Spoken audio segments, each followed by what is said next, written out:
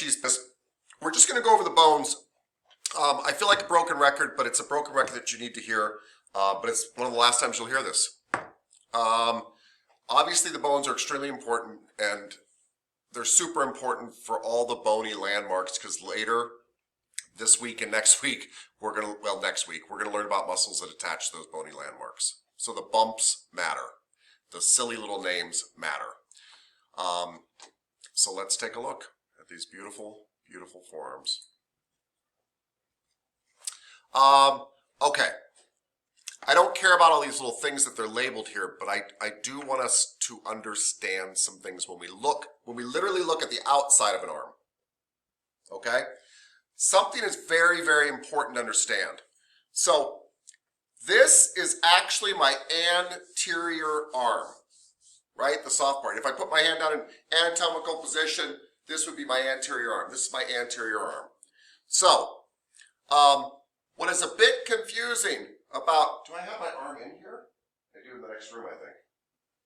I'll get it for next class. Anyway, and back here is my posterior arm. This is a flexion right here, and so therefore to create this flexion of my fingers, my thumb, my wrist, I need stuff in front. So all of my flexors are in front, all of them. And they go to my medial condyle of my hand, which means they actually come down and go to the side. The ones in back come down and go to the other side. So my extensors that are in back go to my lateral epicondyle. So if you sit here and grab your arm, you should be able to feel your flexors and extensors attaching down to your condyles. And these groups are very separated. They are separated by two structures. All of your flexors and all of your extensors in your forearm are separated by two structures. One is the ulna. So if you put your arm up like this, like a karate chop, here's your ulna that makes your elbow down here. And on this side is flexors, on this side is extensors. And there's nothing right here. This is just ulna. So that separates them on this side. On the top here, I don't know if you guys can see this, but this little muscle coming off here, does anybody know what this muscle coming off here is called? That kind of runs down my radius.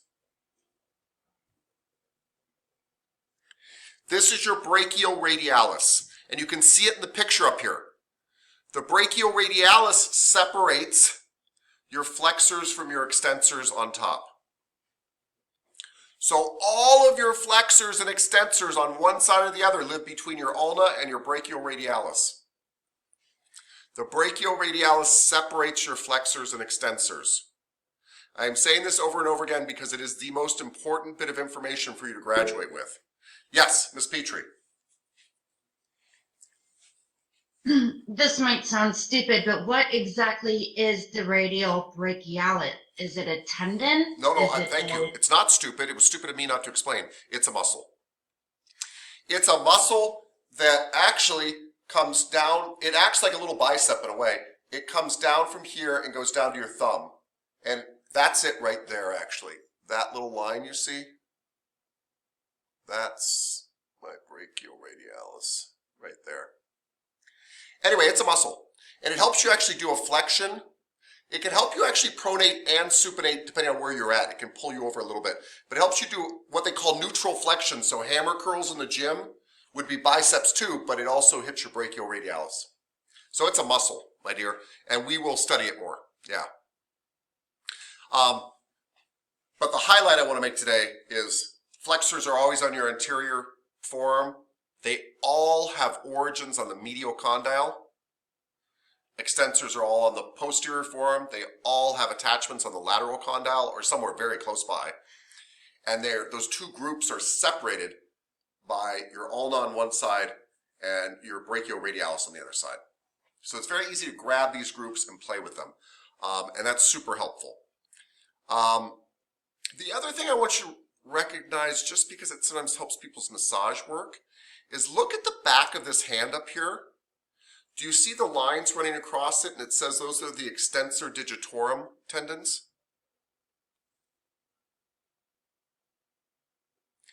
I don't care about the name right now. I wanted to point out too, because a lot of people see these lines and accidentally think that they are the metatarsals they're looking at. Metacarpals, sorry. Those are not the bones in your hand. Those are tendons sticking up. And the tendons don't necessarily stick up right where the bones do. So I'm just letting you know that. Some of what we see on the back of people's hands is not the bones. We see the tendons popping up. And I just want to point that out. That's it. Did you have more, Miss Petrie, by the way? Your hand's still up. No? You don't have to be sorry. It's not a big deal. Okay. And notice that they call the elbow the olecranon process. Processes are just bumps. The olecranon process is your elbow, and it is part of the ulna. The ulna has a bump at the end of it called the olecranon process. It's your elbow. My elbow is part of my ulna. My ulna has a bump at the end called the olecranon process. The olecranon process is my elbow. To the point where most massage therapists call your elbow your olecranon process. Or your cubital, but usually they call it your olecranon process. Okay, and some other little interesting things on here that you might want to notice is the names of your thumb pad and your pinky pad. This is your thenar eminence, right? And the thing below your thenar eminence is called hypothenar eminence. Hypo means below. Thenar eminence, hypothenar eminence. These are made up of muscles, these pads are. But we will talk about them. Your thumb pad is your thenar eminence, and your pinky pad over here is your hypothenar eminence. They're both made up of 3 muscles. Your thenar eminence is made up of 3 muscles going to your thumb. Your hypothenar eminence is made up of 3 muscles going to your pinky. Digity minimes. Yeah.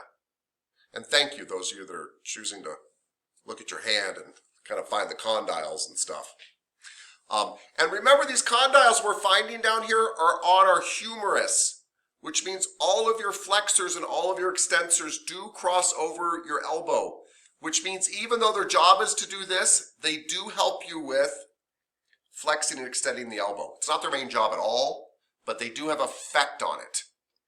So if somebody was having elbow problems, you would work their bis and tris, but you would definitely work their forearm muscles too, because they cross over. You know, lots of stuff in your body double crosses over. This area double crosses over. Sews you together better. Okay. Boom.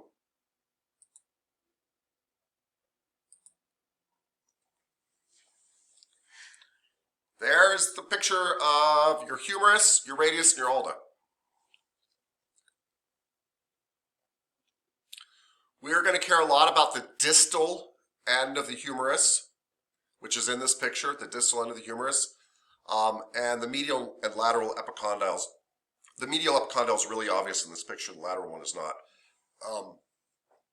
And we need to talk about the really complicated joints in this area. Really complicated joints. Because at my elbow, 2 things happen. I flex and extend at my elbow, and that's the interaction of my ulna with my humerus, but I also supinate and pronate at my elbow, really. What happens is the radius in this picture, actually, if you look at it, towards by where the elbow is, it's kind of got a little circle there. The radius rolls over your ulna so that you can do this. Boom.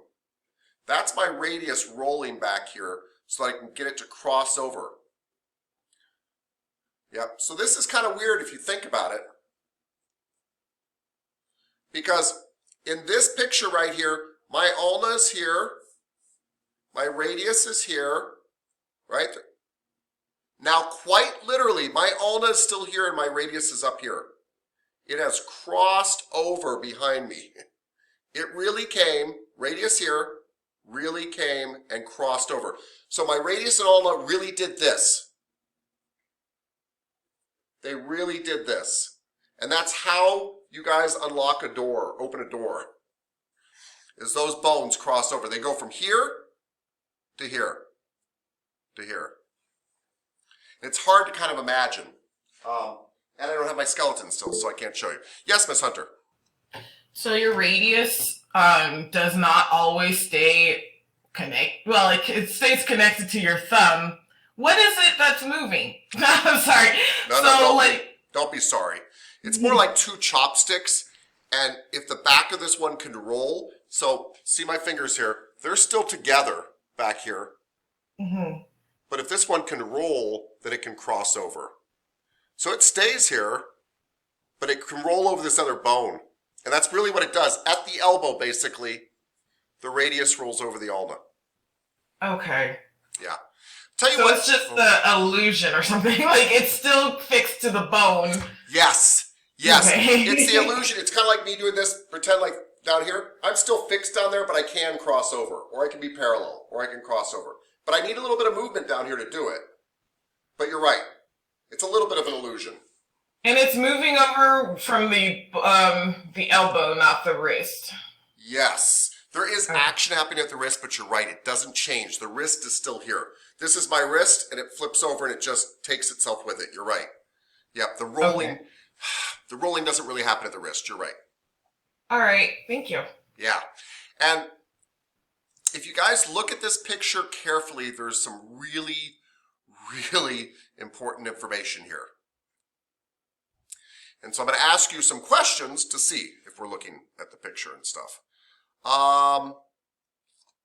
Let's see. Miss Cooper. Hey, I knew you. You know I was going to call on you? Miss Cooper, do me a favor. Can you see the slide? Yeah. Good. Look at the radius bone, and tell me if you think the distal or the proximal end is bigger. Which end of the radial bone is wider, bigger? The proximal or the distal end?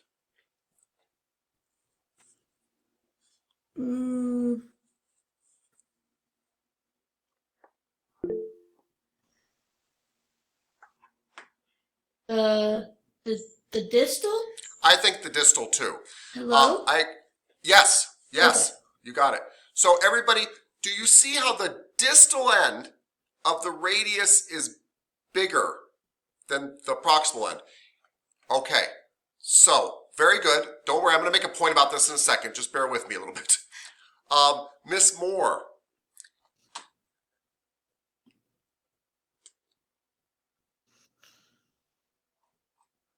Yes. Oh, Miss Moore, can you tell me which end of the ulna is bigger, the distal or the proximal end?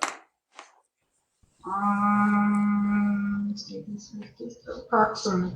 Yes, it's the proximal end. Thank you, that's perfect. Okay, everybody, so what we're seeing is exact opposites here. What we're seeing is exact opposites, and let me explain why, because this really helps us to understanding what Miss Hunter was talking about, these very complex joints. I'm gonna have to draw on the board because I don't know a better way to confuse you than drawing on the board. Okay, so let me get over here. I like to get kind of close. All right, boom. Okay. Sorry, Miss Stanley. Good job on groups. All right.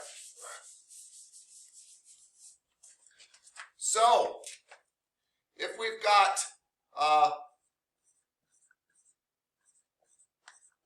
is that going to show up on the screen? Yeah, maybe. I probably need to make this much bigger, huh? All right, everybody, sorry. Let's try it. Bigger.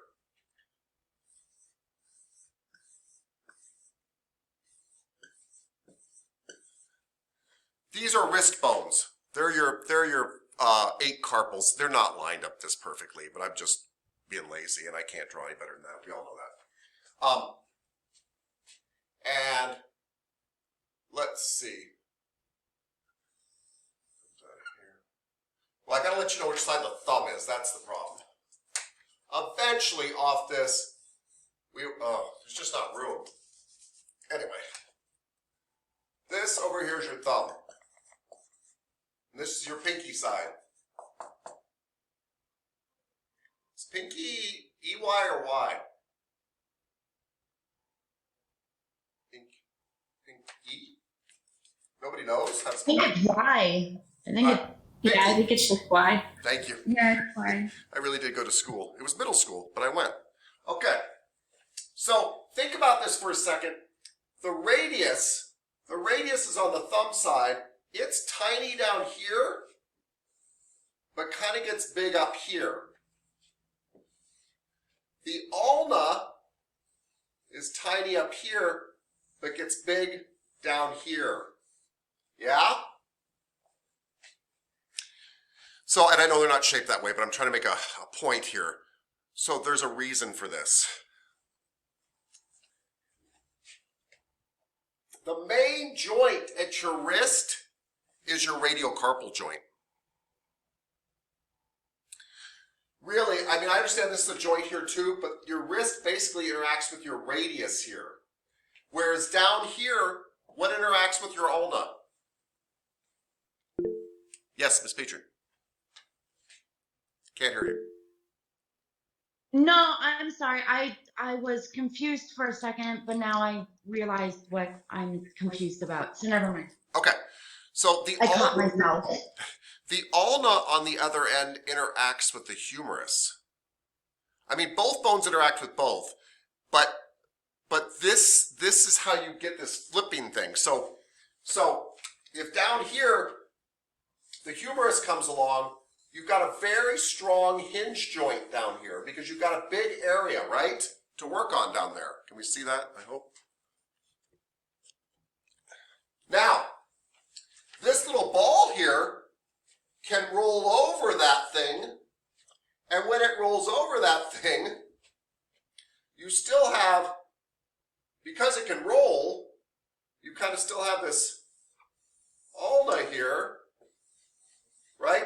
But because this thing can roll, it can roll over here and flip this over here.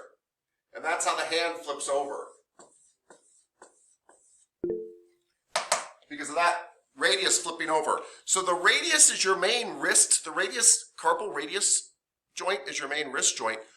Your humeral ulnar joint is your main elbow joint. Yes, Miss Monreal.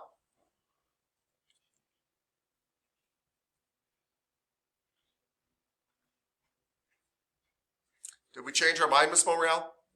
Oh, sorry, my bad. I said, so I still don't understand. Does the bone go over the other one? Like literally, like that really happens? And how, like I'm feeling my arm, it doesn't feel like it does that. No, it doesn't exactly have to, it just has to roll in place. That's why it's called the radius. So it's spinning there, you're right. So, okay, so I obviously has ligaments Yes. attached to the bone, but so what you're saying is it rotates. Mm-hmm. I see, I was thinking like it actually went over the other. I'm sorry. No, you're right. It rotates. The bones do flip over each other though, and they literally flip over each other. Okay, that's what. Because if this thing starts rolling here, this can flip. Because that means I can turn this over the other one because it rolls down here. Okay, so if I get to school early, one, can you show me that? And two, you didn't show me the ear thing. But I'm moving my arm right now and I just don't see how it's doing that. It just, this will just ruin the whole school for me. Yeah, I don't want that to happen. We've made it so far.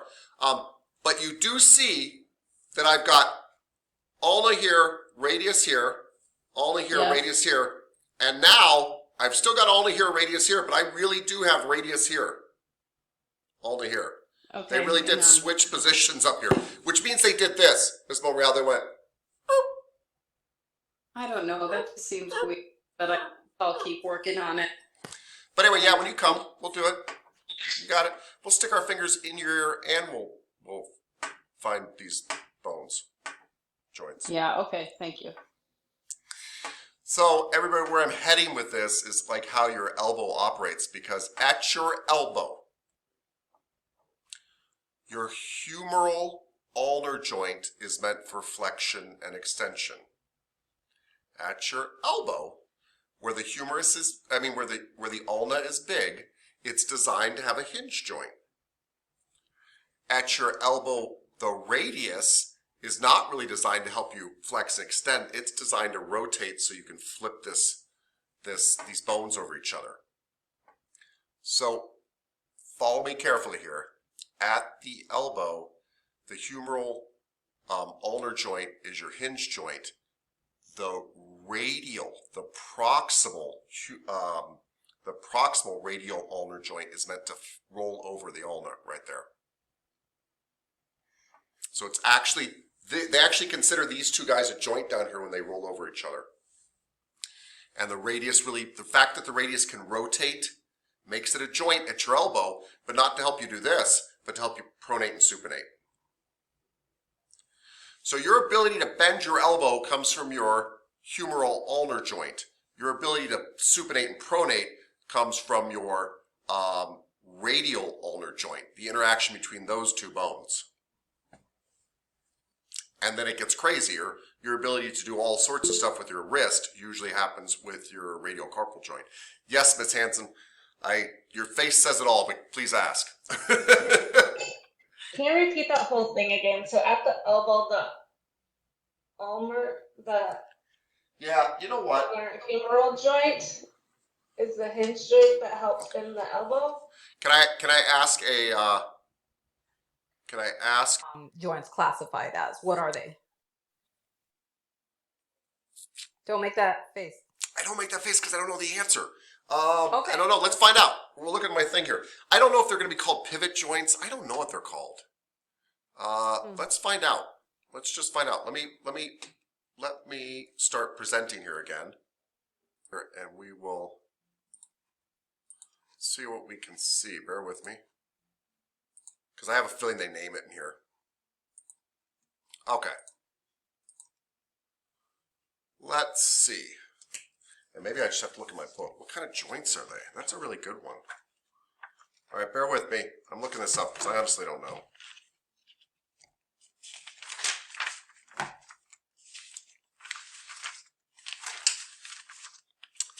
Let's see.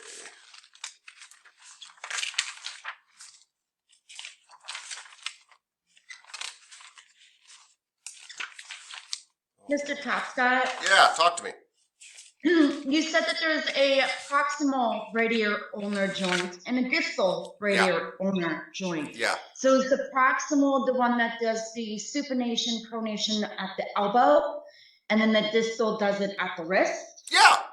Yeah. Okay. That's a great explanation. Okay. Yeah. Just wondering. And let's see what they call these joints.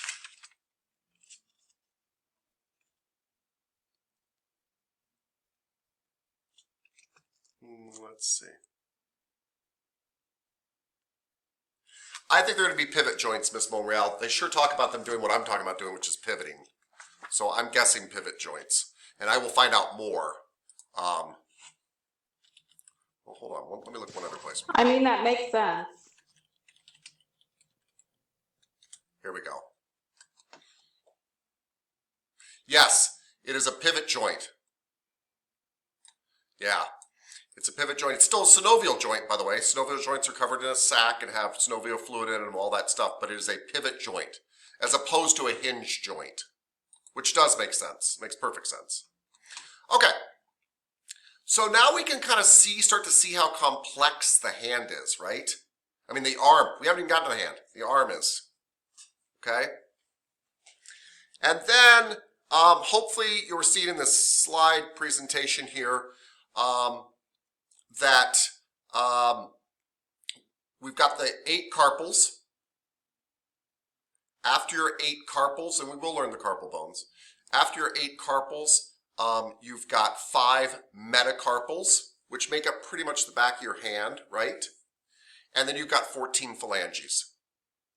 And we've actually gone over before how to kind of name phalanges and such, right? Which Miss Petrie is going to review with us right now. Miss Petrie, what phalange is this right here?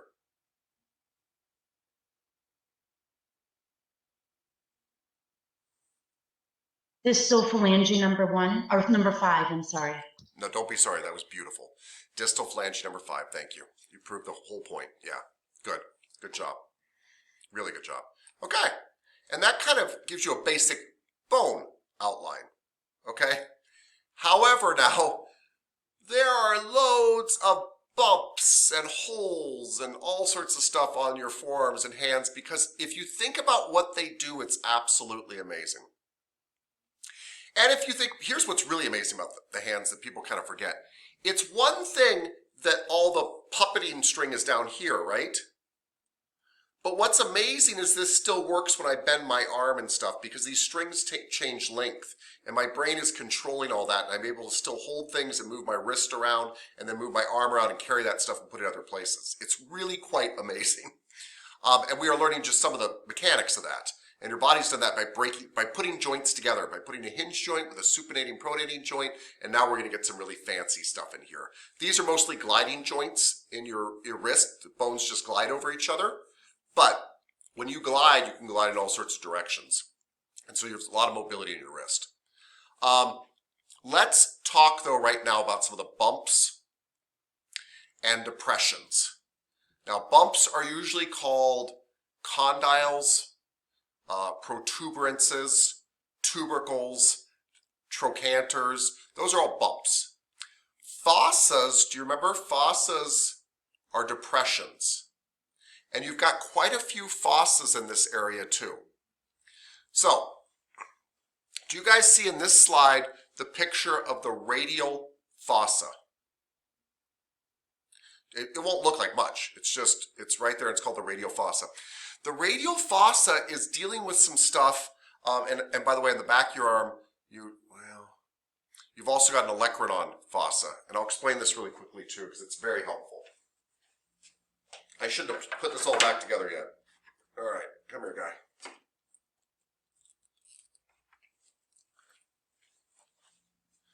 So there are some problems when you bend your arm, that as the bones get up close, they want to hit the humerus itself.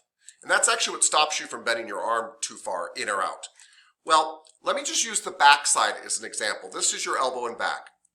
Your elbow and back has to be sticking out here for muscles to attach to create extensions. Your triceps have to come down and grab on something to create an extension. Well, the problem is this big bump here hits the humerus really early. It wants to hit it right here. And if that was true, I would only be able to extend my arm about that far. I'd never be able to straighten it. So what your body did was it created an olecranon. There's an olecranon process, but there's an olecranon fossa too. And the process can go in the fossa, which allows me to straighten my arm all the way. Otherwise, my arm would be hitting right about there. I'd never be able to straighten my arm anywhere. And that's true with the radial fossa in front and what's called the coronoid fossa in front. They make room for these parts of the bone coming in so you can get your arm all the way up here. Otherwise, your arm would kind of stop here. It'd run into bone. So these fossas, the radial fossa, the coronoid fossa, the olecranon fossa, are making room for bone so that your elbow can move further. So you can straighten your arm and so you can almost completely close it. And that's just because these bones would run into each other. So your body actually hollowed stuff out of the humerus to get out of the way of the ulna, in this case, going up in there. And you probably can't feel this stuff back here because there's muscle over the top of all this and ligaments and stuff, but it's going on inside your elbow. Does that make sense, just the concept? It won't change your massage career. I just want you to kind of understand, like, why are these fossas here? They're not for muscle attachments. They're to make space for bones to open up all the way or close as much as possible. That's the thought process. So the stuff that we do care about is the lateral and medial epicondyles of the humerus. Because essentially, all of the flexors of your forearm, attach to the medial condyle, or something that's attached to the medial condyle, and all of the extensors attach to the lateral condyle. Which means that all your flexors and extensors at least cross over two joints. They're still crossing over the elbow. So even though their job is not to move the elbow, they move the elbow. They do help with that. It also means, here's how it informs your massage, by the way. It also means when I'm rubbing somebody's forearm, like on the front here, I would move over medially because the muscles go diagonal on their arm. And when I'm on the back side, I'd move over laterally because that's where they go. The flexors kind of go over to the medial side, the extensors go over to the lateral side, and so you can actually use that when you're massaging somebody. They don't go straight back. They go off to the side. I love that you're playing with your arms. Thank you.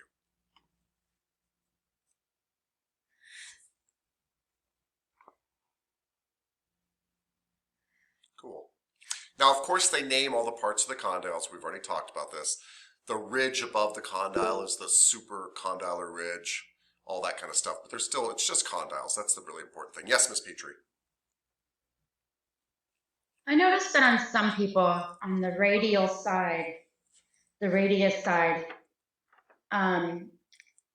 when you're traveling over, there's like a large lump in this by the wrist.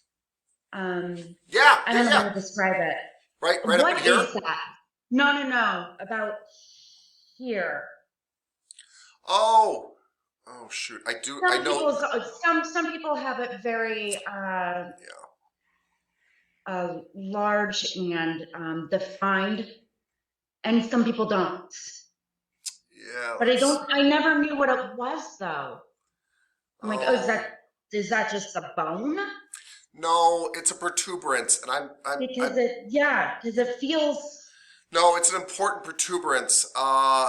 It'll come. Give me a minute, but you're absolutely right. It exists on everybody, and I think it's actually part of the radius. I think a little tendon goes around it or something. That's why it's there, and I forget the name of it. And we will probably get to it when we get to the muscles in here. But you're absolutely right. It's very common, and you feel it right in here. Yeah. And plus, you've got some wrist bones too in there that are very prominent too. Bear with me. I will find the answer to that question. Your questions are getting too good for my level of teaching. It's time for you to graduate. Serious. Okay. Anyway. Okay. Boom. All right. So that